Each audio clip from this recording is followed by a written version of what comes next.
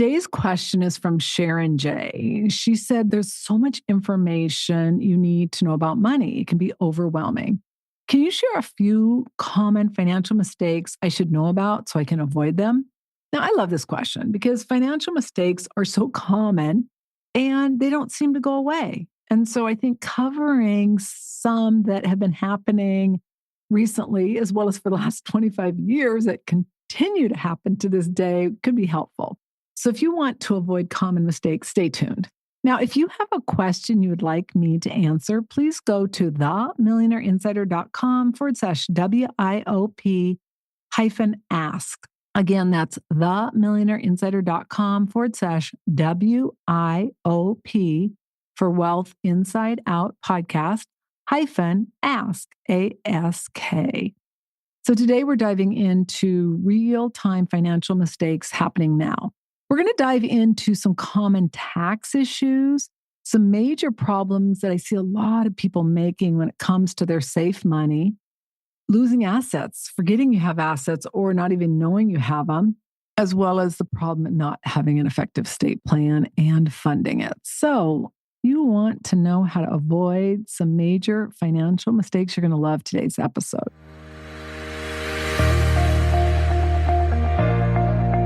Hi, I'm Annette, host of the Wealth Inside and Out podcast and founder of the Millionaire Insider.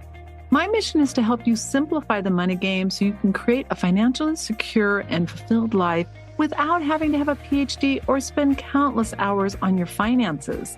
You're going to learn how to think like a millionaire, stop worrying about money and wondering if your financial house is truly in order, and instead spend your time doing what you love. With over 3 decades advising 7, 8, and even 9-figure millionaires, and now joining that elite group, I'm in a unique position to help you make the best financial choices so you can create a secure financial future and retirement you love. This is the Wealth Inside and Out podcast.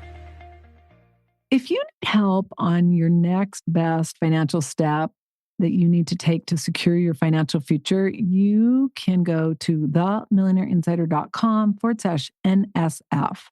Our free resource today is our Financial Freedom Guide. You can access it at themillionaireinsider.com/FFG. This resource provides critical insight to help you secure your financial future and retirement. And it's one of the most important processes that you can go through regardless of where you are in your journey. It provides 3 different insights that you need, beginning with your formula, which is all about your worth barometer, your vision, your mission, and then your strategy, your game plan, as well as your execution. Again, you can go to themillionaireinsider.com/FFG. For today's show notes, you can go to themillionaireinsider.com/61. All materials and intellectual property are copywritten by themillionaireseries.com. The information we provide is not intended to replace any advisor or specialist, and it's not intended to offer any investment, estate, financial, tax, retirement, or healthcare advice. All participants agree to hold millionaireseries.com and its affiliates harmless for results achieved or not achieved. Today on the podcast, I'm going to share with you 4 financial mistakes, really 5 that I continue to see. And then on the blog, you're going to get some additional insights on common mistakes. So let's dive in. So the first thing are 1099s. Commonly, you get a 1099 if you work for somebody and you're not an employee. But there are a variety of 1099s you can get. Some you can get from partnerships. Some you can get from different types of earnings. And it's absolutely critical that you get issued the correct 1099. The reason it's so important that you get issued the correct one is because different 1099s are taxed in different ways. Some are subject to income tax, FICA, and even Medicare tax. Others are subject to long-term capital gain rates, which are lower than ordinary income. And some have a basis, which means that whatever you earn, let's say you sell stock in a company, a privately held one, you may get a 1099 depending on how they issue it and how they're formed. If you have a basis in that, meaning you put money in when you originally got the stock, you can deduct that from how much you earned and you only have to pay taxes on the net. So you just have to be aware of it. But there are a lot of situations with 1099. So you just have to be aware of which one applies to you and then know the difference. The reason I bring this up is because I continue to see issues with it. And one of the biggest mistakes I discovered with a 1099 that was issued incorrectly saved my client over $100,000. Now, this is what's really important about this situation is that when I heard it, I about fell off my chair. I'm like, what? I was like, what? And the CPA was a little defensive. Now, the reason I bring that up is because if I didn't have the confidence, now I am most certainly not a CPA, I have no interest in being one. That said, I'm going to go to bat for my client and I'm going to do the research and find out to make sure that if they owe $100,000, they really owe it, not that they're paying it and don't owe it. I just want you to be aware that, sometimes you're going to have advisors, whether it's an attorney or a CPA, somebody that's in a position of authority that knows more than we do or should know more than we do. And it's easy to second guess ourselves.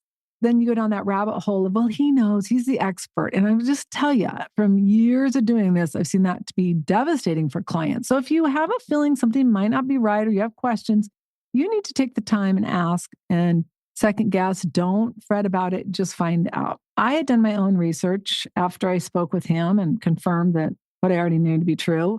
So then I got a second CPA who actually confirmed that what I thought was true. And it saved my client a significant amount of money. The key here is to know what you're supposed to get and then confirm that what you actually get, meaning the type of 1099, that the box is checked correctly. The other issue is sometimes you get 1099s that you can offset expenses from. When you start having a little more of a complicated tax scenario, you really do need a qualified CPA or enrolled agent. Just make sure that you're getting advice from someone who knows. And if something doesn't sound right, you need to consult with someone that does know. The second is savings on money market and emergency funds. I see this so commonly, it's unbelievable. And it's super easy to make this mistake because if you think about it, most people have more debt than they have assets, right? I mean, the vast majority of people are concerned about how they're going to pay their mortgage, how they're going to pay off their credit cards, what it's costing them if they do refinance or if they buy a new home. And everywhere you listen or anything you see is all focused in on rates being so high, meaning interest rates. And so it's normal to be focused on that. But what I want you to start thinking about is wealthy people are not thinking about debt because we don't have any. We're thinking about ways in which our money can earn more money. You don't hear anyone talking about the fact that interest rates are at the highest level they have been at. Now, they've been a little higher over the last year and a half, but they're still very high.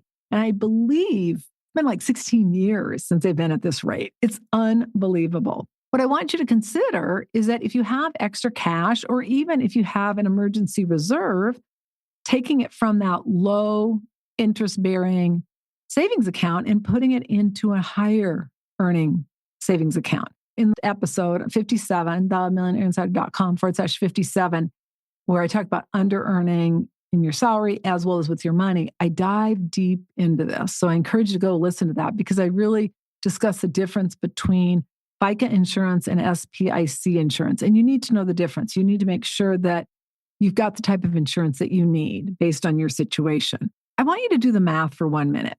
For every $100,000 you have, you can earn anywhere from 4 to 5%.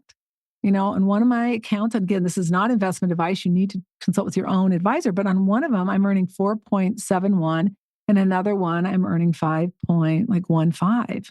One of them is federally insured, and the other one is SPIC insured. So again, you've got to make sure what works for you. But the most amazing part of it is that once you know what your goals are, you are comfortable as far as the risk you're taking because there is more risk. Most people believe, especially if you don't have a ton of money, something that's FDIC insured because there is a max amount that will cover. You just need to make sure that SPIC insurance works for you. But if you think about it, for every $100,000, let's just say it's 5%, that's $5,000. $1 million, it's $50,000. I'm not saying a lot of you have $1 million sitting around, but some people do. And so you just got to be aware of it. And it's just amazing by making a couple changes, what can happen as far as making more money, making better financial decisions. The next issue, and this is one I just continue to see, is forgetting about money. It's beyond my comprehension that you can do that. And yet, I had a small IRA that I almost forgot about. And I can't tell you how many clients I have found money for. They either forgot about it or they didn't realize they had it. Quadros are common. In fact, I share a story because I needed her name changed when she got divorced. We found paperwork that she had a quadro she'd completely forgotten about. Now, this is what was so interesting about it. The company, first of all, tried not to give her money. It took us months. And we finally got like 40,000. And then she's like, oh, let's just leave it. I'm like, absolutely not. They owe you more money. And so we fought with them, argued with them. Not really. But what we did do is I got a hold of an attorney, and most attorneys, good attorneys, represent companies. So they're not going to represent an individual. But this guy gave us invaluable information. He gave us an entity that is part of the retirement plan, but it's a subdivision. And he said, contact them. They will take a complaint and they will go after the company to try to get you money. And so that was priceless. We didn't have to do that, but we said, we sure don't want to have to do that. But if we have to, we will. She got another $10,000. It's amazing going from not having anything to having almost $50,000 from money you didn't even realize you had. That's what I'm talking about. I've had situations with homes that have almost gone into tax foreclosure and stocks. I can't tell you how many people have forgotten they have stock certificates or they have them hidden somewhere. It's just unbelievable. Now, what can you do? Because this one seems like, how could you forget about money? And if you don't have a lot, I can understand that. But as you get more assets, it becomes so much easier. Just let me tell you, there's no way a person can remember all their assets once you start really having significant wealth. And I want everyone that's listening to this to join that club. So I want you to think about this. I want you to start creating a balance sheet. And a balance sheet is basically all your assets and then if you have any liabilities.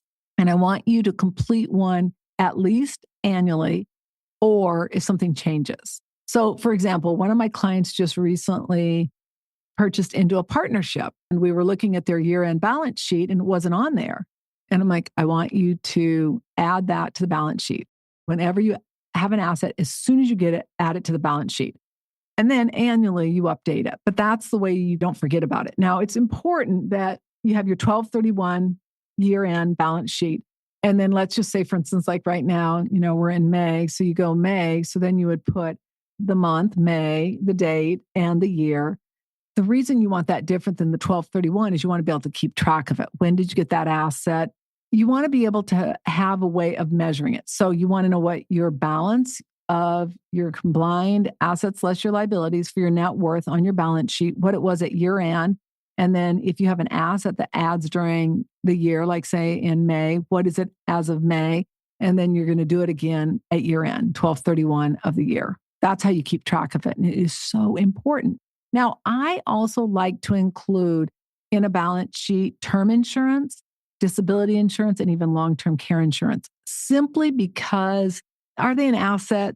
No, I mean, not really. Yes and no. They don't have cash value, but in essence, in some ways, they can be an asset, meaning at your death, life insurance could be. And it also could be that if, God forbid, you get sick, you can do a viatical settlement or something like that. Disability and long-term care is just more to know you have that benefit available in the event that you're not handling your affairs or something happens to you and somebody else needs to step in. And it also just keeps it top of mind. And some of those policies will pay out money depending on how you paid into them. Some do, some don't. Hybrid plans from the perspective of long-term care do more so than a traditional policy. But again, just something to be aware of. The fourth one is tax mistakes. Now, hopefully you have a CPA or an enrolled agent, especially if you have a complicated situation, meaning you're getting income from other means other than just your W-2. But whether or not, I want you to take time, whether you have a CPA or you don't, I want you to take time to look at your last year tax return and look at your current year. And all I want you to do is just compare them.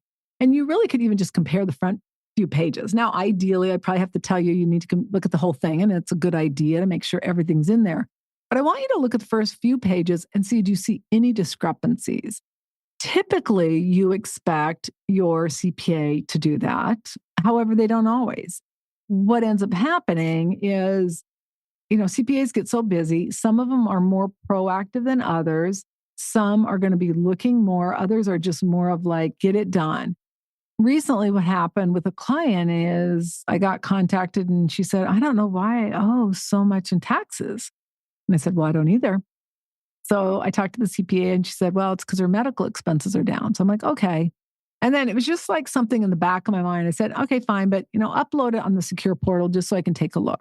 Compare it to last year. And like instantly I knew it was like it was missing. She was missing some 1099s. It was significant. It was like she's going to owe taxes. What ended up happening is she either didn't get a couple of 1099s, like they crossed in the mail because she moved, or the situations that when she moved, she just didn't file them correctly. That should be a red flag if you see something like that, knowing right away something's not right. You can have several issues. Number one is you haven't paid the taxes, so you have to do an amended return, as well as consider that there's going to likely be interest and penalties because you didn't file on time and you didn't pay the right amount. And then the second thing is people who are taking money out of their accounts when the financial advisor is given insider information that their tax bracket is very low, they're going to take assets, oftentimes income out of assets that have a very low basis, meaning where they have to pay taxes on it. Whereas if they have a higher one, you're going to typically take it from assets where it's a capital gain or where the tax is negligible. So it can have a domino effect. Now, one of the things that's really important just to remember as you go through all of this is it's just a good idea to always have some type of gauge of your 1099s and your assets. And especially if you've had them from years previously, it's probably a good idea to make sure that it's still there. And then if you get rid of it, what was it replaced with? Anytime you see any discrepancy, that should be a red flag, and you should promptly notify your CPA and financial advisor. The next one is not having an estate plan or not funding your trust. Now, we're going to be doing an episode on estate planning because it's such a popular topic and I get so many questions about it. But two things I want you to take away from today. The first one is you've got to create an estate plan so that you're in control of who gets your money, how much they're going to get, and when they're going to get it. This also covers you in the event you're incapacitated. And then the next thing is once you take the time to do an estate plan, say a trust, you got to fund it. And I was just on call today with my financial transition certified advisors, and one of them's an attorney. And she said, I get so frustrated because I see so many of these estate plans done by other attorneys who are not funding the trust. And I said, that is so interesting you say that because we were all chiming in, giving examples. But I said, I was at one law firm and I kid you not, I mean, huge, high rise, I mean, really high end. And the woman goes, the paralegal is there. And then the attorney goes, your clients are so lucky they have you and that you're making sure all the assets are titled properly. We literally have an annuity income stream at our office from the probates we do. Now, I left there thinking, really? You people pay to get their estate plan done, and then no one's following up with them to make sure that they do it. And I see it all the time. I see it all the time. It's like, why isn't this in the trust? Why isn't the beneficiary of the trust? Now, you have to understand different assets pass differently. So, for example, real estate and certain securities pass via title. Other assets like IRAs pass via beneficiary designation. Annuities pass via beneficiary designation. So does life insurance, even though it's got a title on it. So you've got to be aware of that. And you've got to know how each asset passes, because what you want to do is you want to make sure that whatever you do, it's coordinated with your estate plan. See, a lot of people think, oh, I did my estate plan. I'm like, wait a minute. That's just like a baby step. Now you've got to make sure that all your assets coordinate with that estate plan. That's why you see kids get unintentionally disinherited. Happens all the time. It's because they did an estate plan, but then they never got those assets retitled. So you got to be aware of it. And, different states act differently. In Arizona, if you're divorced and you have your spouse named, she's automatically removed.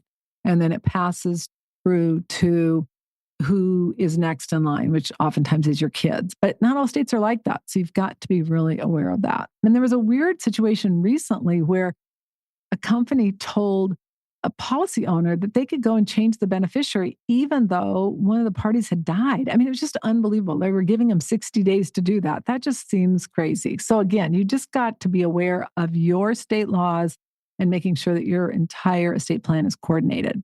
And then last, but most certainly not least, failing to start. Now, clearly, this isn't you, Sharon, but how many people never get around to it? Now, I've met literally in the last 2 weeks, 3 people, some kids of a client, some friends I work out with, and then some friends of friends who aren't funding their 401k. And I don't even know how all the times we got in the situation, but we started talking about free money. I think we talked about free money because I got my barbell instructor to start his 401k. He hadn't done it. And I go, that's free money. And so we did it. We sat down, he got on his computer and he did it right in front of me. But I said to one of the kids of my client, I said, if you were to give me $20 and I then took that plus another 20, so $40 and invested it for you, would you be open to that? He's like, is that a trick question? I go, no, that's your 401k. He goes, oh, I like that. I go, yeah, that's free money. Now, not all companies match, but a lot of them do. So you want to be aware of that. And ideally, you want to make sure you are funding it at least to the maximum. Now, another situation, I mean, it's just fascinating. So there are two friends. One has been funding her retirement. She makes a fifth of what her friend makes. So she makes not very much money at all. And her friend is making over six figures. The one who's making hardly anything has been funding her 401k, and she has almost six figures in it. Her friend has none. And I just couldn't believe it. I thought, isn't that unbelievable? The issue is they just never took the time to start. And the funny thing about it is when you're single and you are earning $100,000, you don't have a lot of write-offs. Even though, yes, you would notice it a little bit, I guarantee once you get used to it, you won't even notice it. Oh, kills me. All right, one more bonus. Not making an extra mortgage payment each year. I want you to ask your mortgage company to print out an amortization schedule showing that you're making one extra principal payment per year, just one. Now, with higher interest rates, you're going to see a bigger drop, meaning of how much it drops the ultimate amount you have to pay and how long as compared to with lower rates. But what I know for sure is when rates are higher and you pay even one extra payment a year, it like cuts your mortgage in half.